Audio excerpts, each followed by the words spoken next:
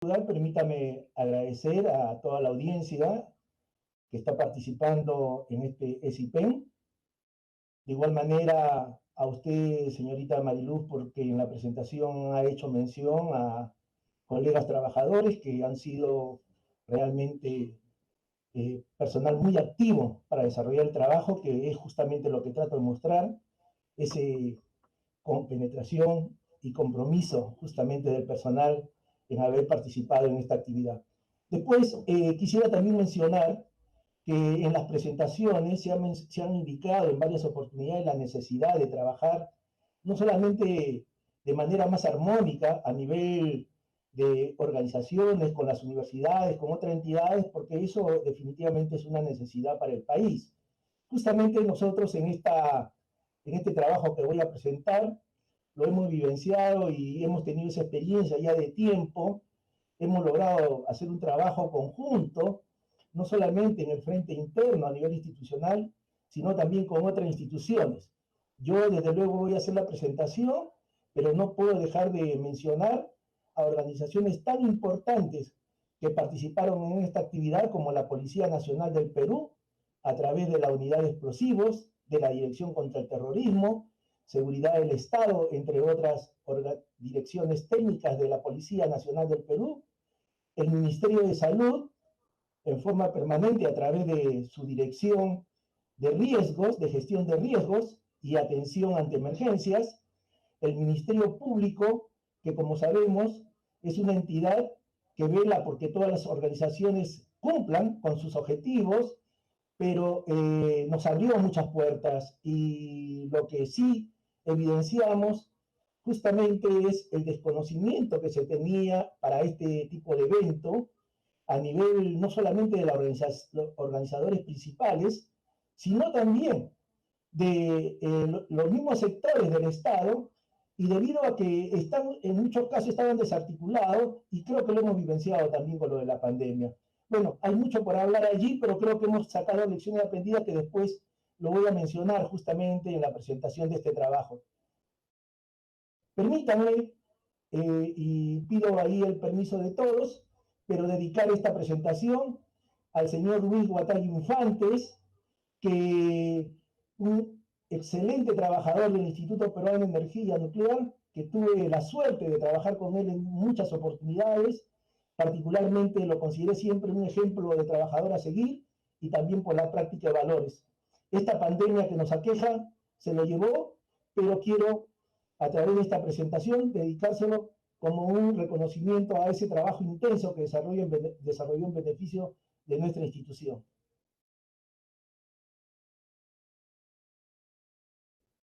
Quisiera ahora, rápidamente, a manera de introducción, mostrar lo que ya se ha estado dando en las diferentes presentaciones, lo que significa el uso de la Pacífico, de la tecnología nuclear. Prácticamente no hay actividad humana, lo dijo el señor presidente del IPEN, en relación a la importancia de tener que trabajar en forma coordinada con todas las organizaciones, entre ellas las universidades también. Quienes me han antecedido en la presentación también lo han manifestado claramente, y eso es algo fundamental. También hay un desconocimiento grande sobre la parte del uso de la radiación ionizante. Se asocia siempre a que radiación ionizante y energía nuclear es equivalente a bombas atómicas, por la experiencia de Hiroshima y Nagasaki, pero justamente en un trabajo que me tocó presidir dentro del Organismo Internacional de Energía Atómica y que sigo todavía participando dentro de este proyecto, lo que queremos es cambiar esa óptica y por el contrario, decir cuando veamos ese logo y en clase 7, decir más bien salvando vidas, porque esa es la realidad. Todos los días las fuentes radiactivas están salvando vidas humanas en todos los países del mundo y desde luego en nuestro país. Sin embargo, también ocurren accidentes, situaciones de emergencias. Uno de los más notorios fue el que ocurrió en Goiânia. Por suerte, solamente, quiero decir por suerte en el sentido de que no fue una cuestión provocada, sino fue una negligencia y una serie de errores cometidos por los usuarios, porque ese también es el otro punto que se mencionó, Muy pocos hablan mucho de protección radiológica, se habla mucho de seguridad radiológica y nuclear, pero sin embargo en la práctica se observa rápidamente que hay mucho desconocimiento, inclusive en los términos que se utilizan, y ahí se tiene que hacer un trabajo muy intenso, pero lo concreto es que este accidente o esta situación de emergencia que ocurrió, que también produjo vidas humanas, conlleva a distorsionar la imagen que se tiene de las bondades que significa la tecnología nuclear para el desarrollo de un país, para promover el desarrollo sostenible de un país. Prácticamente este accidente de Goiânia generó la contaminación de toda una ciudad. Miren cuántas personas fueron monitoreadas, hubieron varios fallecidos, y lo que significaba gestionar en forma segura un residuo radiactivo, que también se desconoce mucho al respecto, un desecho radiactivo que hubiera generado solamente un volumen del orden de 200 litros, equivalente a un cilindro de aceite que solemos ver continuamente, finalmente produjo más de 3.500 metros cúbicos de desechos radiactivos. Fue realmente el peor accidente ocurrido en toda la historia en lo que significa instalaciones radiactivas.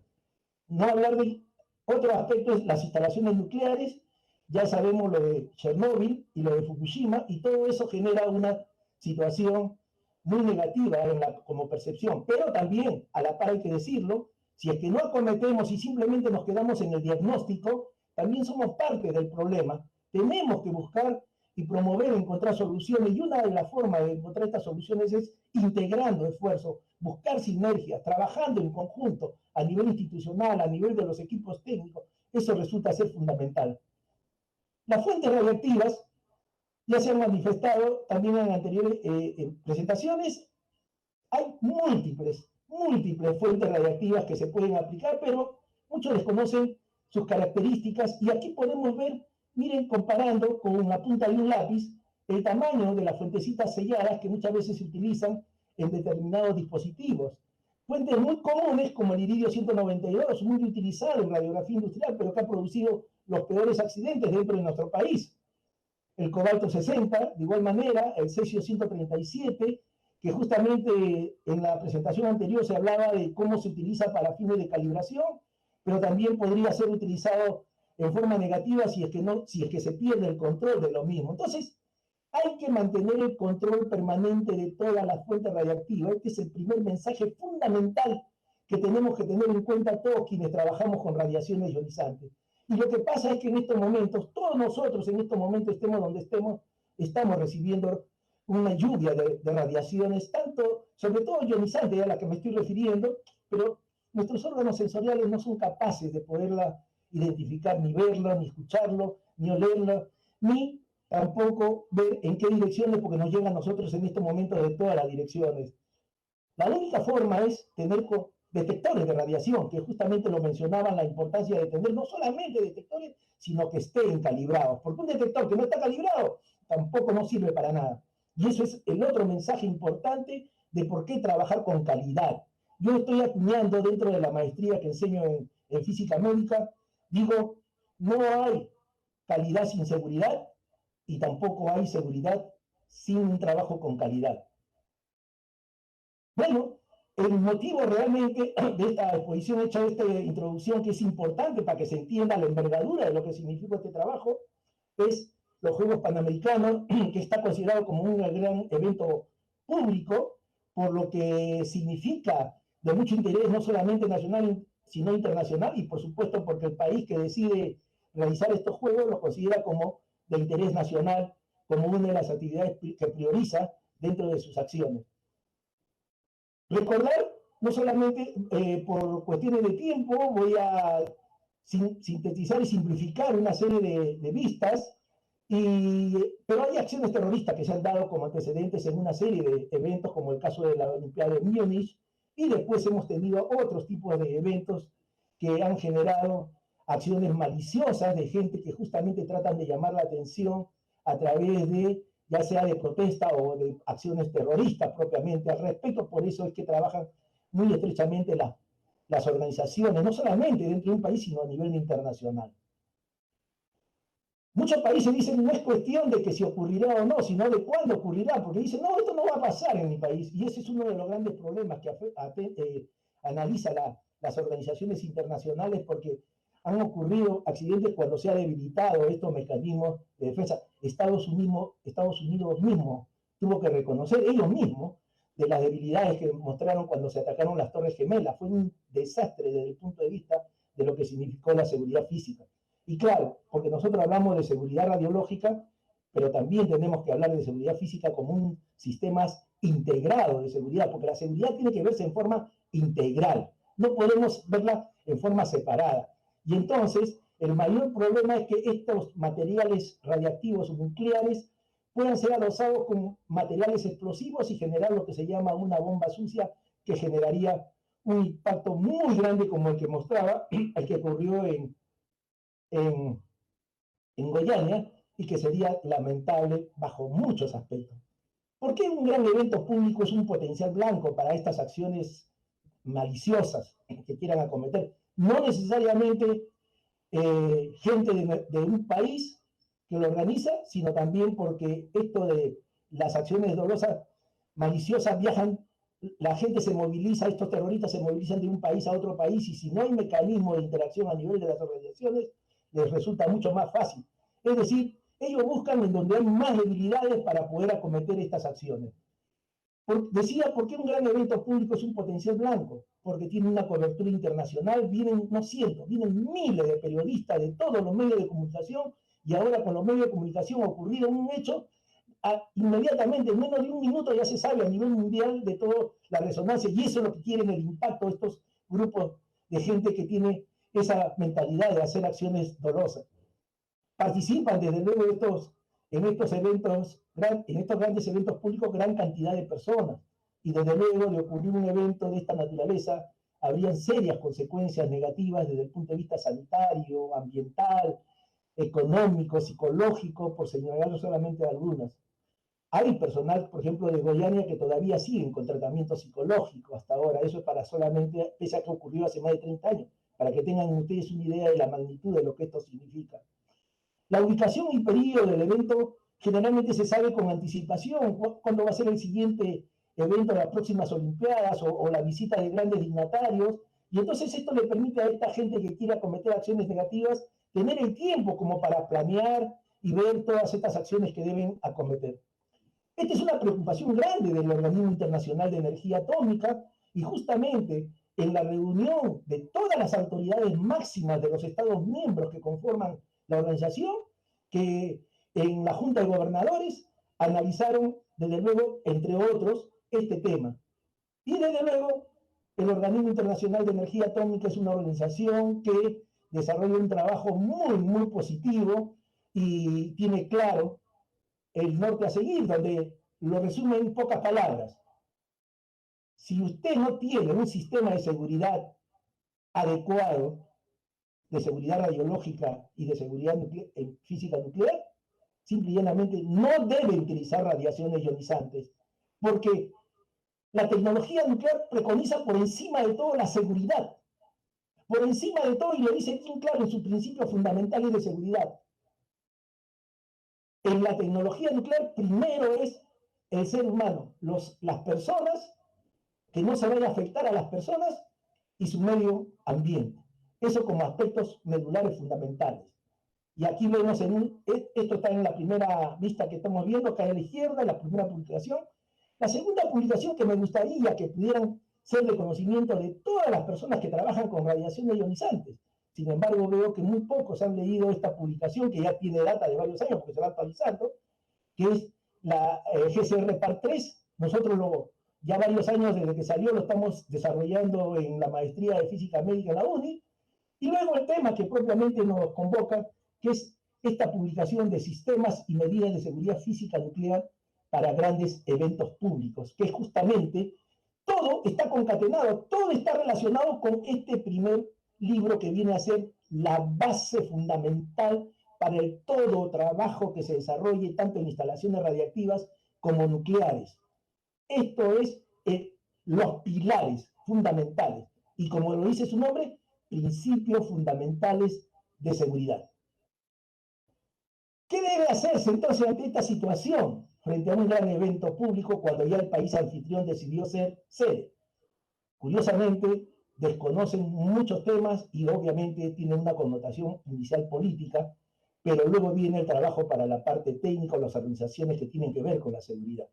Evidentemente se necesitan arreglos preliminares que resultan ser fundamental para prevenir, detectar, interceptar y responder ante sucesos de seguridad física nuclear. Se tiene que planificar todo el trabajo, pero integrado, donde la seguridad física nuclear solamente es una parte de la seguridad física integral del país, porque tenemos que tener eso en forma permanente. Si hubiéramos tenido, seguramente bajo ese enfoque, seguramente la respuesta ante esta pandemia hubiera sido mucho mejor. Bueno, para resumir esta parte, teniendo en cuenta el tiempo que dispongo, los arreglos preliminares son esenciales para implementar de manera efectiva todas las medidas de seguridad física nuclear en grandes eventos.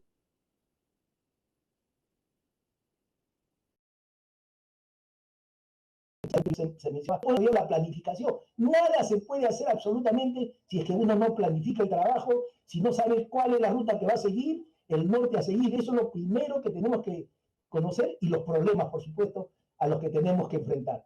En ese sentido, el Organismo Internacional de Energía Atómica, a través de su publicación, da orientaciones muy positivas, muy buenas, que si todos lo siguieran, obviamente ayudaría tremendamente al trabajo conjunto. Las decisiones básicas que hay que tomar inicialmente para un gran evento público es la incorporación de las medidas y el sistema de seguridad física nuclear dentro del sistema de seguridad física integral. Como comprenderán, esto se complica si es que los responsables de la seguridad física integral nunca han escuchado hablar sobre radiaciones ionizantes, sobre energía nuclear y menos sobre lo que significa los riesgos y atentados o estos aspectos de antecedentes que se conocen. Designación de cuáles son las autoridades, ¿no? Y para elaborar el presupuesto. El presupuesto, quienes manejaron el proyecto, porque esto fue manejado por un comité especial, tuvo mucho dinero, mucho dinero. Obviamente había que distribuirlo y, bueno, se distribuyó de acuerdo a lo que consideraban que era prioridad para ese comité. Había que identificar como un tercer aspecto las entidades responsables, todas las organizaciones que tenían que trabajar en foro, estrechar y coordinar para trabajar en el plan único. Coordinación entre las entidades responsables designadas para identificar su contraparte y, bueno, la Subdirección de Seguridad Radiológica en la que estaba trabajando en ese momento consideró encargarme que liderara este trabajo conjuntamente con las otras organizaciones. La participación de todas las entidades responsables en el proceso de planificación, la asignación de los recursos financieros y la disponibilidad de contar con personal capacitado, equipamiento, porque si no tenemos equipamiento no podemos hacer nada, sinceramente, en este tipo de eventos. Y ese era un aspecto fundamental. Y desde luego la parte de logística, el contar con recursos económicos para apoyar y sustentar todo el trabajo que tiene que desarrollar los equipos técnicos en general y desde luego el de seguridad física nuclear. Quisiera entonces enfatizar que en el análisis ya los primeros etapas que había que desarrollar, y esto generalmente se desarrolla con 24 meses de anticipación, es decir, con 2 años o con 18 meses, por lo menos. Sin embargo, estábamos a 1 año y todavía no teníamos prácticamente, recién se estaban empezando a hacer las coordinaciones, habían empezado, por supuesto, a hacerse la obra civil, etcétera, pero estoy hablando desde el punto de vista de seguridad. Entonces, la parte de seguridad física nuclear tuvo que enfocar su análisis en estos 3 aspectos medulares. ¿Cómo es, como entidad responsable, sensibilizar primero para indicar la importancia para implementar lo que recomiendan las organizaciones internacionales? Porque evidentemente nadie mandaría a sus deportistas si es que no hay condiciones mínimas de seguridad. Y ese es un problema serio para todos los países que quieren enviar sus deportistas. Estoy hablando específicamente referido a los Juegos Panamericanos u otro que pudiera también, donde pudieran asistir gran cantidad de atletas. Los recursos financieros eran muy limitados, no se habían considerado dentro de la comisión especial que se había formado, y con equipamiento, tenemos equipamientos en el IPEN, pero muy limitado, y somos la institución que tenemos el mayor número de equipamientos. Sin embargo, era muy limitado, lo voy a mostrar ahora, pero creo que es importante porque es una actividad que se requiere seguir reforzando. Si hablamos de seguridad, ya se ha mencionado, no podemos hablar simplemente y que no tengamos los equipos para trabajar con ellos. Ante esta problemática, eran retos muy grandes. ¿Qué hacer? Eso era el trabajo en equipo que nos pusimos como tarea con todo el grupo de la Dirección de Seguridad Radiológica. Pero había un grupo muy comprometido y también recibimos, por supuesto, como experiencia a una misión de Brasil, que ustedes saben, ellos han desarrollado, han hecho pues campeonatos mundial, también olimpiadas, Juegos Panamericanos. Y miren lo que nos decían de los Juegos Panamericanos que habían realizado en el 2007. Ellos movilizaron 280 personas de la Comisión Nuclear, Nacional de Energía Nuclear, que es su autoridad de ellos, en general, la organización competente como autoridad en todo lo que es radiaciones ionizantes y energía nuclear. 280 personas para tenerlo 24 horas disponibles en turnos rotativos. Bueno, aquí algunos datos, desde luego, importantes de los países participantes y de los atletas. Y en el caso de nosotros, resulta que había mayor número de países participantes y había mayor número de atletas y paratletas, pero teníamos muy limitado realmente la logística y también el poder contar con personal, porque la verdad que desarrollábamos también otras actividades adicionales. Entonces, había que pensar cómo podemos manejar esto con tan poco personal, teniendo en cuenta que hay mucho trabajo por hacer y nosotros somos el ente especializado. Obviamente que nos teníamos que apoyar en las otras organizaciones que mencioné. Finalmente teníamos 21 sedes que cubrir, 20 lugares de entrenamiento para los atletas y 5 lugares estratégicos. Cada sede, porque a diferencia, esto ya teníamos experiencia anterior de otros eventos, grandes eventos públicos, pero una cosa es cuando el evento ocurre en una sola sede, como por ejemplo puede ser el centro de convenciones, donde ponemos varias anillos de seguridad y con eso podemos cubrir prácticamente las acciones y delimitar el acceso, pero teniendo esta cantidad de sedes cambiaba completamente el panorama. Entonces lo primero era ver a través de la cooperación internacional también cómo sensibilizamos al alto comando de las fuerzas policiales y también de las organizaciones de la seguridad interna, que era una comisión, un comité especial, y se tuvieron trabajos muy intensos que desarrollar allí, ir hasta el Ministerio del Interior. Fue un trabajo realmente muy arduo. De igual manera, antes del inicio, en la etapa previa, DIRCOTE había recibido un comunicado de Interpol en donde habían identificado a una persona, a un peruano que tenía contactos con ISIS, ¿no? Que era una organización terrorista que planeaban hacer atentados durante los Juegos Panamericanos. Esto encendió más, digamos, los cuidados y precauciones. Obviamente, si no teníamos personal suficiente, habíamos que capacitar y capacitamos a más de 3.000 miembros de la policía. Fue un trabajo muy arduo. Comprometimos, por suerte, el apoyo de la cooperación internacional para hacer también cursos internacionales, pero sobre todo, no tanto porque teníamos personal, digamos, capacitado, pero no en equipos que se requieren en este caso, que son muy sensibles, que tienen un costo de $200.000, $300.000, que para nosotros resultaba inalcanzable, como que hasta ahora no los tenemos, desde luego, porque así es, para este tipo de eventos y también para, en realidad, para equipamiento que tenga que ver con sistemas de detección sensible, los costos son muy elevados. Se trajo 2 toneladas de equipamiento, fue realmente algo que nunca se había visto en la región de América Latina y el Caribe. Una capacitación para sensibilizar también a miembros del Ministerio Público y de otras organizaciones, no solamente de trabajo dentro del sector médico y también en trabajo de campo. Esto fue finalmente lo que se tuvo para atender todo el evento como grupo especializado nuclear, radiológico, biológico, químico y explosivo, desde luego bajo el responsable de toda la seguridad física integral. Y teníamos pues que, por suerte, en el grupo de los policías prácticamente cerca de 1.500 personas.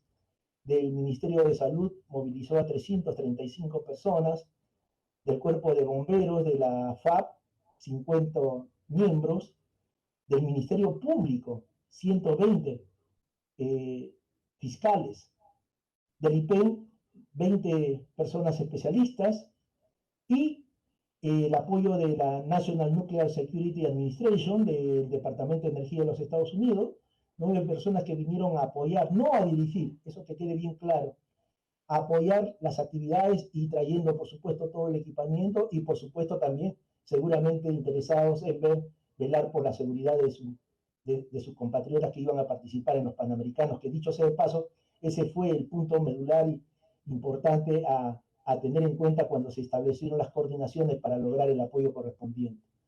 El concepto operacional comprende 3 etapas fundamentales: la fase prevento, la fase del evento y la fase de respuesta. En la fase prevento hay que adoptar las medidas de prevención.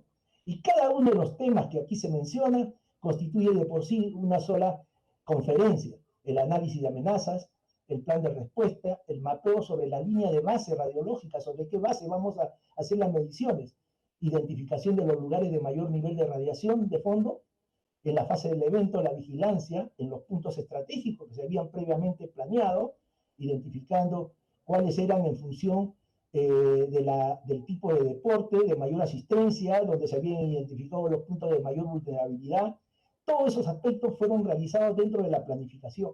La vigilancia con unidades móviles, no solamente fijas, portátiles también unidades móviles, los trabajos de conjunto de investigación y de detención, porque el personal de primera línea de la policía podía detectar de repente a través del dispositivo que le habíamos dado presencia de radiaciones, pero alguien tenía que confirmar, verificar y ver si realmente correspondía a un material radiactivo, y porque también hay personas que están bajo un tratamiento médico de medicina nuclear, o tienen marcapasos, o han tenido un examen de medicina nuclear, y estos equipos son tan sensibles que los detectan, y entonces hubiera parecido como que estaban tratando de ingresar material radiactivo, o sea, algo con fines dolosos, pero no identificamos varios casos, desde luego, eso también está reportado, de que personas que por supuesto nos mostraron después, porque tenían ya la parte de investigación lo hace la policía, y mostraban su examen médico de que habían sido sometidos a exámenes de medicina nuclear. La fase de respuesta, que es una parte muy delicada, a la que no quisiéramos llegar, porque la respuesta involucra mucho, mucho esfuerzo, además de toda la psicosis que se generaría. Por eso que las medidas de prevención y detección eran fundamentales. Sin embargo, no podíamos también dejar de analizar la posibilidad ante situaciones y por eso de que se pudieran presentar, y por eso también desarrollamos acciones de simulación a nivel de ejercicios de mesa, pero también el Ministerio de Salud, que desarrolla simulacro, movilizando a todas las partes para ver cómo estaban los centros hospitalarios en el supuesto caso que se diera algún tipo de atentado. Eso fue muy importante.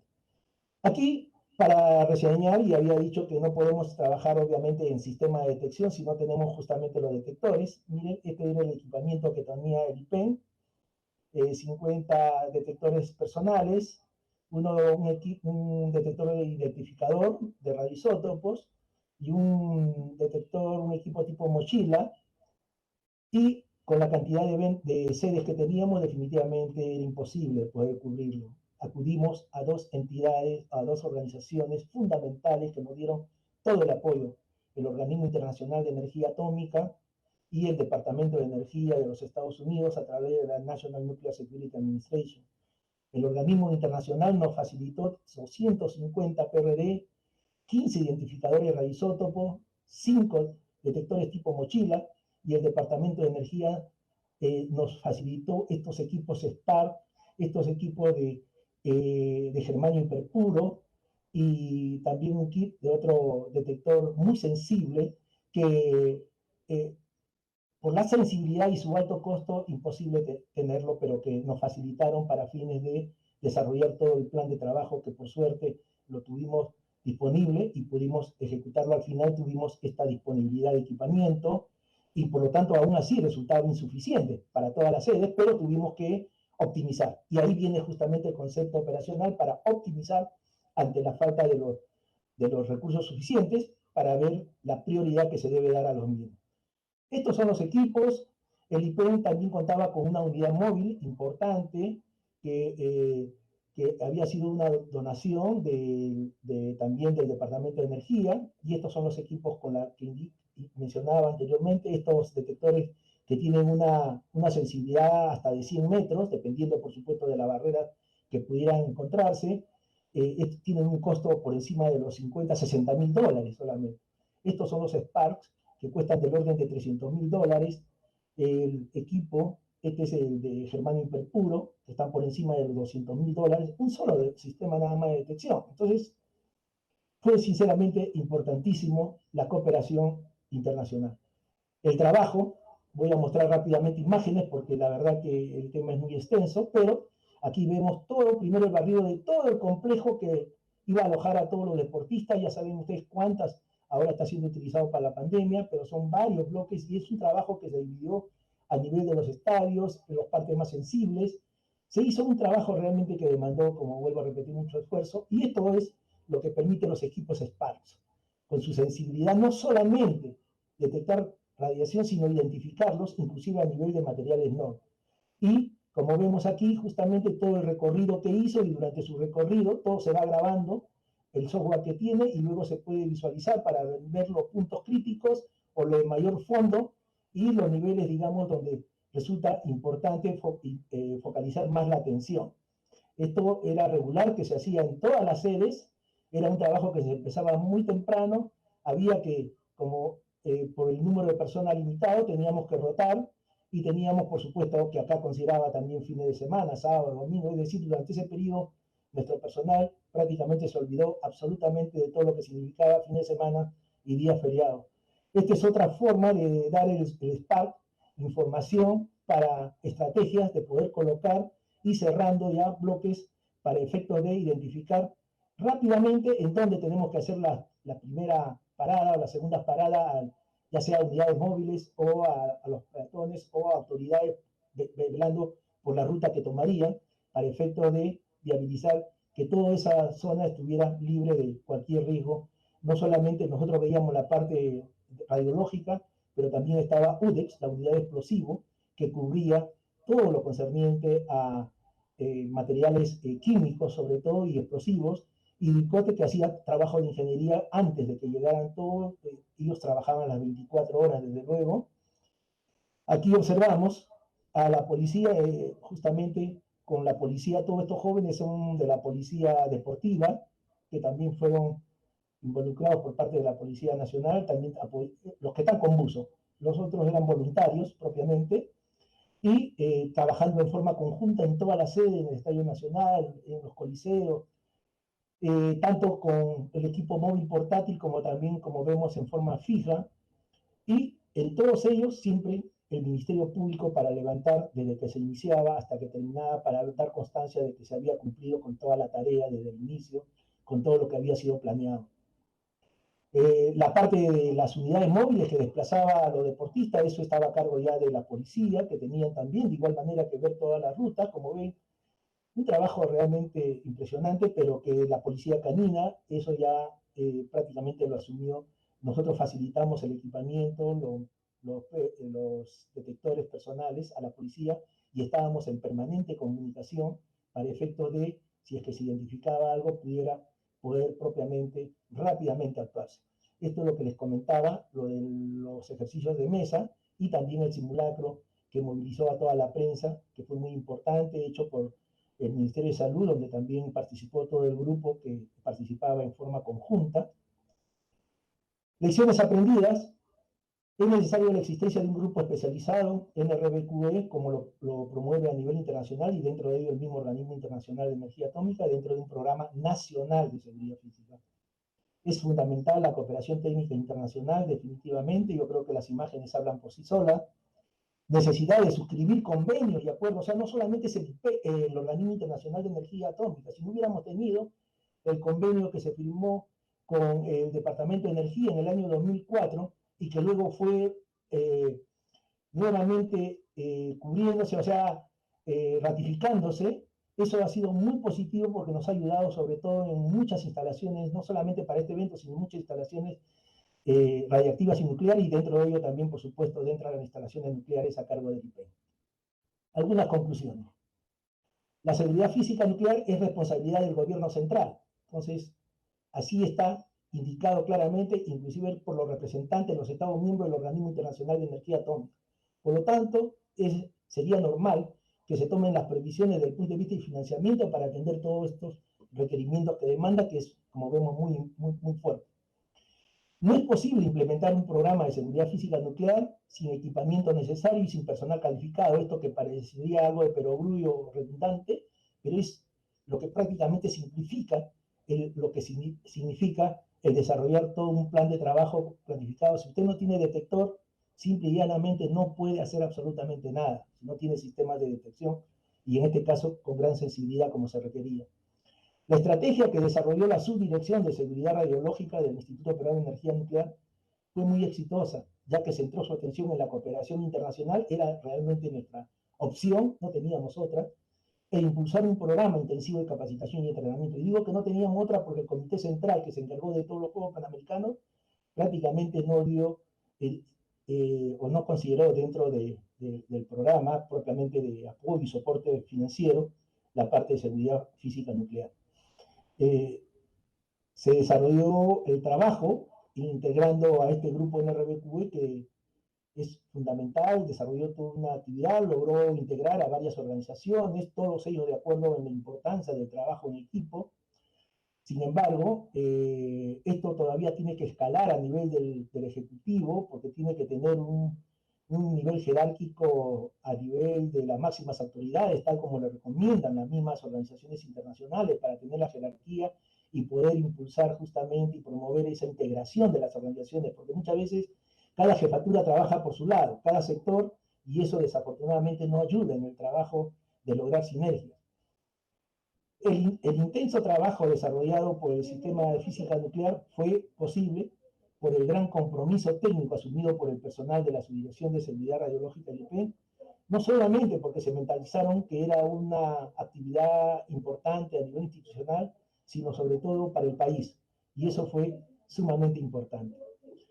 No puedo dejar, por supuesto, de darle el agradecimiento muy importante a Anne Henrich, que nos visitó comandando a su equipo, directora justamente de la dirección que tenía que ver con la National Nuclear Security Administration, y por parte del Organismo Internacional de Energía Atómica, en el caso de Elena Paladi, que es la coordinadora que nos apoyó mucho en toda la parte del equipamiento que nos facilitaron, por supuesto luego de visitas de algunas comisiones propias de expertos del Organismo Internacional de Energía Atómica.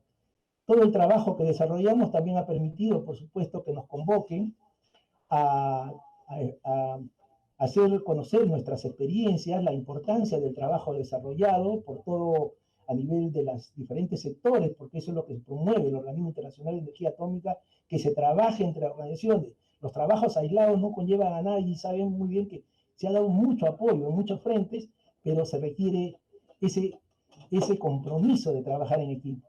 Este es justamente empezando el año, ¿no? En el primer trimestre se hizo un evento para toda la región de América Latina y el Caribe y se me invitó para actuar justamente como expositor, como conferencista, y lo cual agradecí desde luego al Organismo Internacional de Energía Atómica.